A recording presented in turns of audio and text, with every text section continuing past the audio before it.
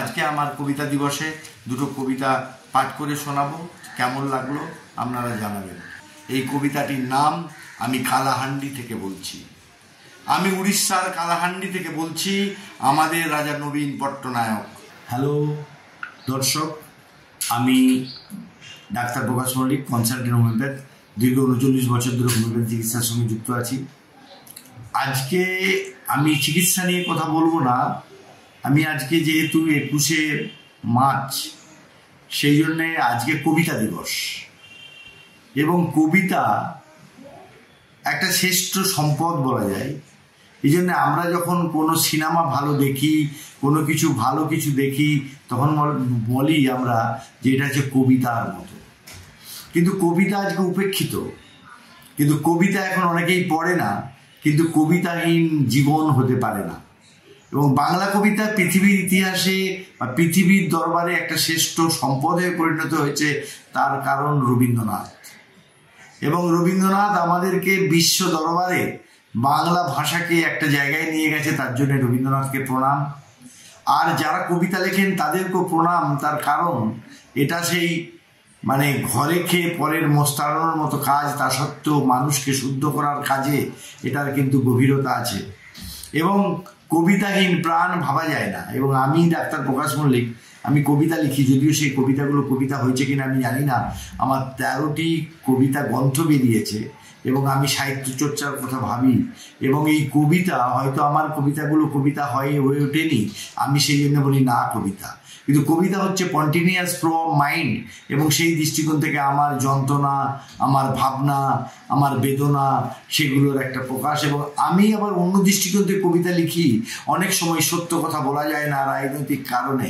কারণ আগে মানুষ সত্য ভয় পেত মিথ্যে কথা বলতে, এখন মানুষ ভয় পায় সত্যি কথা বলতে।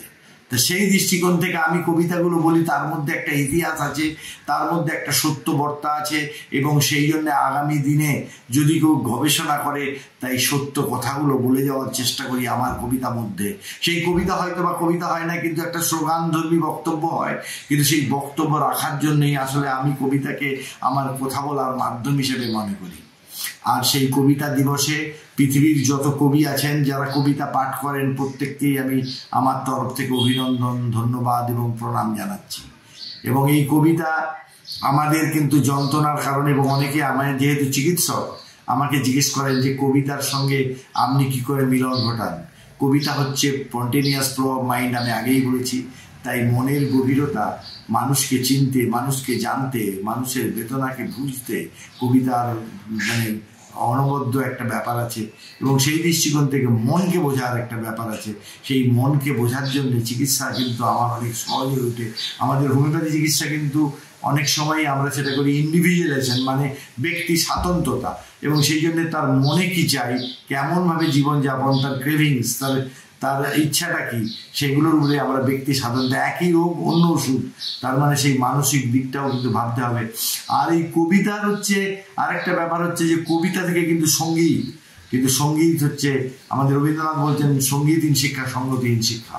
এবং সেই দৃষ্টিকোণ থেকে কবিতার মধ্যে গান হচ্ছে, আর গানের যে মিউজিক থেরাপি, সেই মিউজিক থেরাপি কিন্তু অনেক ক্ষেত্রেই আমাদের রোগ যন্ত্রণার হাত থেকে রক্ষা করে। একটা আমেরিকাতে গবেষণা হয়েছে, গবেষণাটি বলছে যে যদি আপনার হার্টে ব্লক হয়, তাহলে যদি কবিতা সঠিক উচ্চারণে আপনার গভীর অনুরণ তৈরি করতে পারে, হার্টের ব্লকও খুলে যেতে পারে।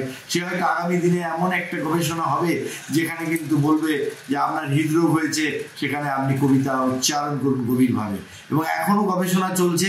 অনেক সময় অপারেশন করে আমাদের এখানে সুমন্ত ঠাকুর, আমাদের শ্রদ্ধেয় স্যার সুনীল ঠাকুরের ছেলে সুমন্ত ঠাকুরও কিন্তু এই নিয়ে গবেষণা করছে। সে বলছে, সে আমার ভাইয়ের মতো, সে আমাকে বলছে, দাদা এটা যখন আমরা অপারেশন করি তখন গান চালিয়ে দিলে অনেক সময় উইদাউট অ্যানাস্থেসিয়া তার কিন্তু অপারেশন, অর্থোপেডিক অপারেশন করা সম্ভব হচ্ছে। তাই কবিতার সঙ্গে যেমন আমাদের জীবনের সম্পর্ক, কবিতার সঙ্গে চিকিৎসার সম্পর্ক হতে পারে, অর্থাৎ মনের সম্পর্ক। আর মন আর দেহ দুটোর সামঞ্জস্যই তো স্বাস্থ্য। সেই জন্য মনকে শুদ্ধের জন্য গান শোনা, মনকে সুস্থতার জন্য কবিতা পড়া, এবং জীবনকে বিভিন্নভাবে ভাবিত করার জন্য কবিতার অবদান অস্বীকার্য। তাই কবিতা, আমরা যারা কবিতা লেখেন তাদেরকে আমি প্রণাম জানাচ্ছি। তাদের কবিতা হয়তো বা সেভাবে কবি স্বীকৃতি পায়নি, তাই তাতে কি কবিতা নিজের জন্য লেখা। কবিতা যদি, এই কবিতা পড়ে একজনও যদি শিক্ষিত হয়ে ওঠে, একজনই যদি তার মনের বেদনা লাঘব করতে পারে, তাহলেই কিন্তু সেটি সার্থক। এবং সেই দৃষ্টিকোণ থেকে কবিতা দীর্ঘজীবী হোক, কবিতা আমাদের মননে, আমাদের চিন্তনে আমাদেরকে অনুপ্রাণিত করুক। তো আজকে আমার কবিতা দিবসে দুটো কবিতা পাঠ করে শোনাবো, কেমন লাগলো আপনারা জানাবেন। এবং ভালো লাগুক খারাপ লাগুক সেটাও জানাবেন, দ্বিধা করবেন না। খারাপ ভালো সবই আমি এগুলো গ্রহণ করতে রাজি আছি। যাই হোক, আমার কবিতাটি পলিমাটি কাব্যগ্রন্থ থেকে নেওয়া, এবং এখানে সুখ কবিতা বিষয়ে দেখে আমি সর্জদের কবিতা পাঠ করছি। সুখের আশায় দুঃখকে মেনে নিই, অন্ধকার ডুবে যায়, সুখের আশায় আলোর দিকে যাই, হতাশা আমাকে পীড়া দেয়, চিত্ত দুর্বল হয়ে বেঁচে থাকার আনন্দে মাটি হয়ে যায়, দুঃখ পেতে পেতে নিজেকে হারিয়ে ফেলি, হঠাৎ একদিন অনুভব করি দুঃখের ভেতর আবির সুখ, বাঁচার আশ্বাস, সুখের মধ্যে দীর্ঘশ্বাস, বিষণ্ণ আমি ভেসে যায় আনন্দ স্রোতে, জীবন তুমি বইতে দিও, ক্লান্তি তুমি গ্রাস করো না, অবসাদ তুমি কষ্ট দিও না, পরাজয় তুমি হারিয়ে দিও না, ভালোবাসা তুমি কাঁদিয়ে দিও না, চলা তুমি চলতে দিও, বলা তুমি বলতে দিও, কান্না তুমি হাসতে দিও, স্বপ্ন তুমি ভাসতে দিও। আমি আরেকটি কবিতা পড়ে শোনাবো। এই কবিতাটা হচ্ছে যে কালাহান্ডিতে যে একজন মানুষ তার স্ত্রীকে কোনো জান পাওয়া না কারণে তখন তাকে কিন্তু তার স্ত্রীকে কাঁধে করে নিয়ে যেতে হয়েছিল বাড়ি, সেই প্রেক্ষিতে এই কবিতাটি রচনা। এই কবিতাটির নাম আমি কালাহান্ডি থেকে বলছি। আমি উড়িষ্যার কালাহান্ডি থেকে বলছি, আমাদের রাজা নবীন পট্টনায়ক।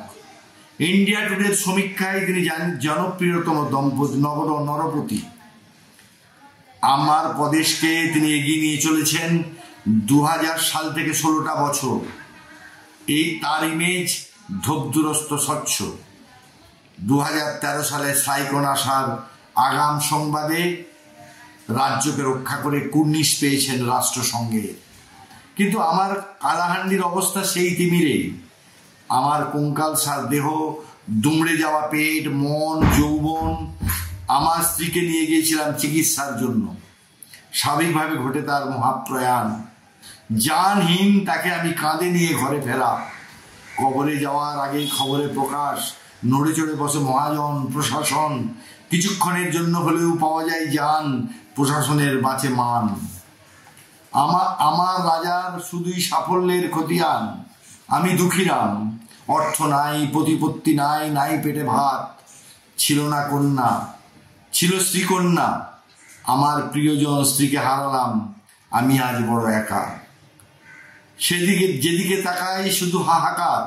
আমার দেশ নাকি গণতন্ত্রের দেশ, আমার দেশ নাকি জনগণের দ্বারা, জনগণের জন্য।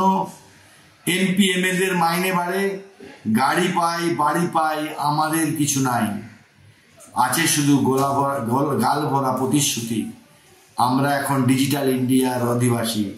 আজও আমরা মেঠো পথে, পাহাড় ডিঙাই। স্বাধীনতা, তোমার বয়স হলো 70 বছর। বলতে পারো আর কতকাল, কত দূরে আমাদের নতুন সকাল। নমস্কার।